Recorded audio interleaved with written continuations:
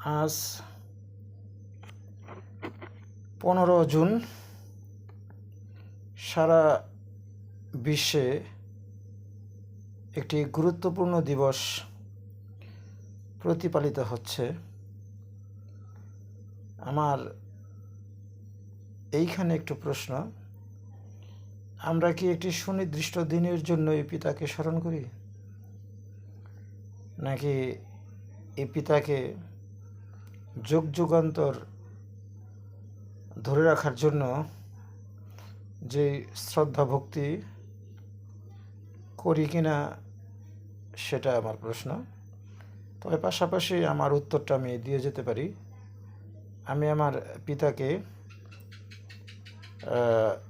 তেমনটি দিতে পারিনি, শুধু দেওয়ার চেষ্টা করেছিলাম, তবে আপনারা সবাই পেরেছেন। তো এই দিনটিতে যেহেতু একটি বিশেষ দিন, তাই স্মৃতিচারণ করতেই হয়। তো যাদের পিতা জীবিত আছে তারা সশরীরে যে শ্রদ্ধা নিবেদন, ভক্তি প্রদর্শন করা, সেটা করবেন। আর আমার যেহেতু আমি পিতাহারা, তাই আমাকে মনের ভেতরে অর্থাৎ অন্তরের থেকে যে শ্রদ্ধাটুকু দেওয়া, সেটা আমি গত রাত্রে 12টা বাজার পূর্ণ হওয়ার সাথে সাথে আমি করেছি। এবার আরেকটু প্রশ্ন থেকে যায়, সেটা হচ্ছে আমি নিজেও একজন পিতা। তো আজকের দিনটায় আমি সত্যিকার অর্থে আমি যেমন পিতার স্নেহ ভালোবাসা থেকে বঞ্চিত, তেমনি আমি একজন পিতা হিসেবে সন্তানের কাছ থেকে যেই ভালোবাসাটুকু পাওয়া দরকার সেটুকু পাচ্ছি না। এই কারণে আমার সন্তানদ্বয় আজ কাছে নেই, তারা বেড়াচ্ছে। তাই আমি একজন পিতা হিসেবে আমার সন্তানের প্রতি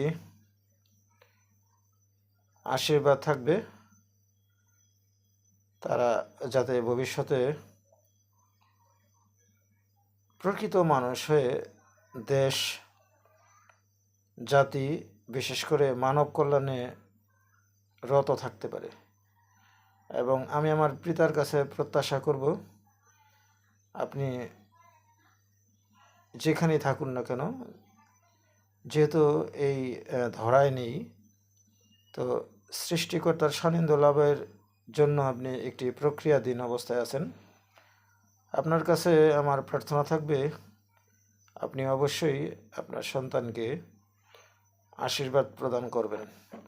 এবং আমি আরও একটি সবাইকে অনুরোধ করব, আমরা অবশ্যই শুধু এই দিনটি নয়,